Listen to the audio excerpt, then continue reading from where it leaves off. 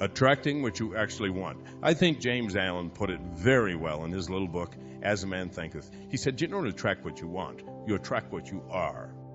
Now think about that. If you want to attract what you want, you've got to see yourself already with it. You've got to understand that you've already got it. First of all, clearly understand this. Nothing is created or destroyed. That means everything's already here. If not in one state, certainly in another. Everything that is already here. Our problem is we've got to wait until we see it outside before we believe we've got it. Start dealing with the non-physical world, with the invisible world, with the world that you can't see through these little peepers that you've got here we call eyes. Start to see yourself mentally. You've been given the faculties to do that. Use your imagination. See yourself already in possession of the good you desire. That will flip your mind onto a specific frequency, and you do think on frequencies. It's on that frequency that good you desire is going to start coming toward you, and you will start moving toward it. I know very, very firmly that if you can master these 5 keys to higher awareness, you can literally become your own miracle worker. You can begin to manifest whatever it is that you need for this journey that you're on. Here in the New Testament, which I read very carefully from the beginning to the end before writing Your Sacred Self, I also took on the Kabbalah. I didn't realize it was as long as it was, but I committed myself to reading it and trying to understand a tiny percentage of it. It is an ancient text that's been passed on by mystical scholars for thousands of years.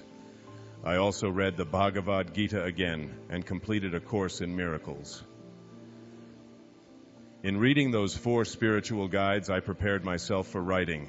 In the New Testament, there is a quotation attributed to Jesus from St. John that says, "Even the least among you can do all that I have done, and even greater things."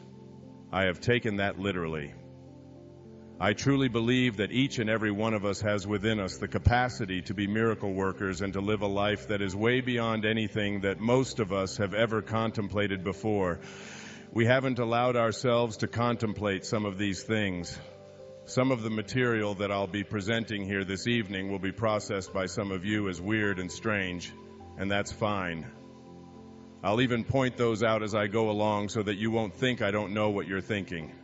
They are still things that I know are possible.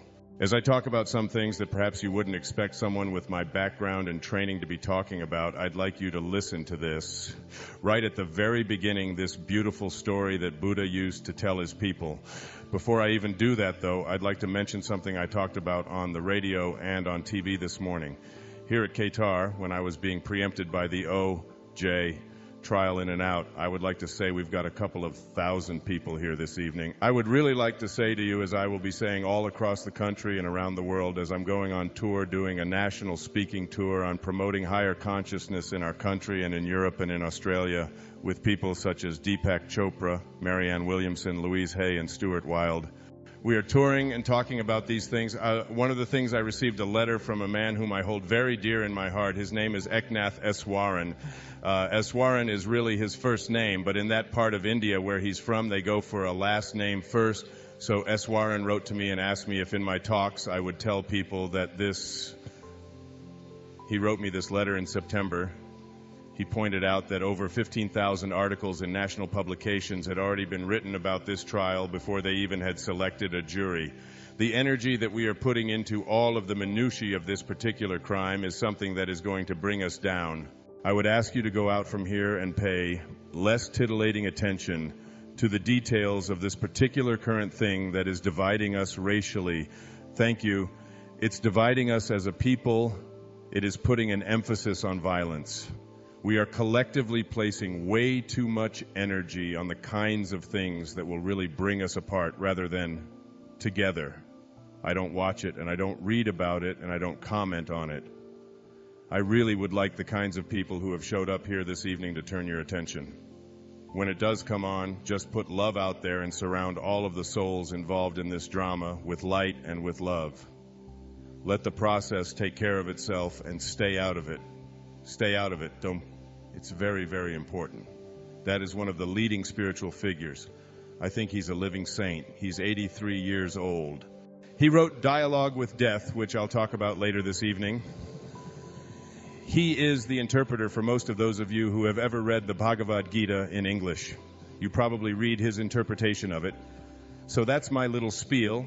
Here's the story. It's from Legacy of the Heart. This is a story told by Buddha to his students.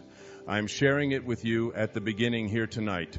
A young widower who loved his 5-year-old son very much was away on business. Bandits came and burned down the entire village and took his son away. When the man returned, he saw the ruins and he panicked. He took the charred corpse of an infant to be his own child. He began to pull his hair and beat his chest, crying uncontrollably. He organized a cremation ceremony and collected the ashes. He put them in a very beautiful velvet pouch. Working, sleeping, or eating, he always carried the bag of ashes with him. One day, his real son escaped from the robbers and found his way home. He arrived at his father's new cottage at midnight and knocked at the door. You can imagine at that time the young father, who was still carrying the bag of ashes and crying, asked, "Who is there?" The child answered, "It's me, Papa. Open the door. It's your son." In his agitated state of mind, the father thought that some mischievous boy was making fun of him. He shouted at the child to go away and continued to cry. The boy knocked again and again, but the father refused to let him in. Some time passed, and finally the child left. From that time on, father and son never saw one another again. After telling this story, Buddha said, "Sometime, somewhere, you take something to be the truth. If you cling to it so much, when the truth comes in person and knocks at your door, you will refuse to open it." It's a powerful story for beginning students learning to be Brahmanas. It's a powerful story for each and every one of us. We have to have what we learned when I was studying literature back at the university. We have to have this thing called the willing suspension of disbelief. This is what you do every time you go into a movie theater. You don't go up to the screen and look at the screen and say, "You know, this is really ridiculous. I mean, this is 2 dimensions, and that's really light being projected onto that screen. I'm not going to let my emotions be affected by a 2-dimensional light being projected up there. This is absurd." You don't do that. You willingly suspend your disbelief and allow yourself to be entertained. When the evening or the movie is over, you pick up your doubt and go out and make your own decisions about it. That's all I would ask. That's all I'm asking of some of the things that I'll be speaking about here this evening. It's just to willingly suspend your disbelief, like you do when you read a novel or see a movie. Then just allow it in and try to allow it in with an absence of judgment. Just open yourself up to new possibilities, particularly possibilities for you.